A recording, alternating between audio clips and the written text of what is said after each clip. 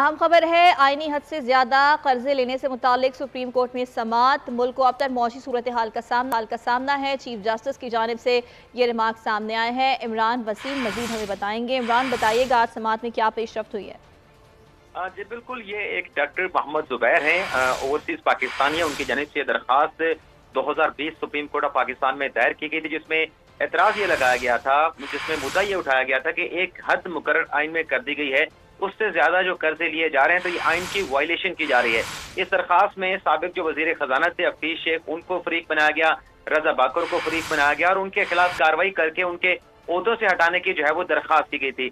आज जब इस समाअत के ऊपर दरख्वास्त के ऊपर समाअत का आगाज हुआ तो अदालत की जानिब से कहा गया कि मुल्क जो है वो इस वक्त एक्यूट जो है वो मुआशी बहरान का शिकार है। और जस्टिस अतर मिनल्ला साहब जो कि चीफ जस्टिस के बेंच का हिस्सा हैं, उनकी जानिब से कहा गया कि ठीक है, पाकिस्तान को मुआशी मुश्किलात दरपेश हैं, लेकिन इस केस में अब हम अगर कोई भी ऑब्जर्वेशन देते हैं, कोई ऑर्डर पास करते हैं, तो उसके भी नेगेटिव जो है पाकिस्तान की मैशत पर असरात पड़ सकते हैं।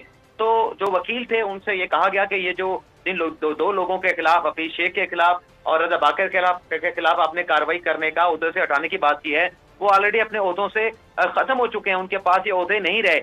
और फिर जिस पर जो दरखास्त गुजार के वकील थे, उन्होंने कहा कि चूंकि उनके जो क्लाइंट हैं वो ओवरसीज होते हैं, पाकिस्तान से बाहर हैं, तो उनसे फ्रेश हिदायत लेने के लिए हमें वक्त दिया जाए। तो अदालत ने इस केस की समाअत को गैर मुइना मुद्दत तक के लिए मुलतवी कर दिया है। और चीफ जस्टिस साहब ने ये कहा है दरखास्त गुजार से कि आप वे आउट बताएं। आपने ये एतराज से उठा दिया, लोग अपने ओहदों पे मौजूद भी नहीं है, किस तरीके से ये जो कर्जे लिए जाते हैं, जो एक डेट के हवाले से आपने बात की है, उसका वे आउट क्या है? अगर आप कोई वे आउट ऐसा सजेस्ट करेंगे तो हम इस हवाले से मामला पार्लियामेंट को भेज सकते हैं।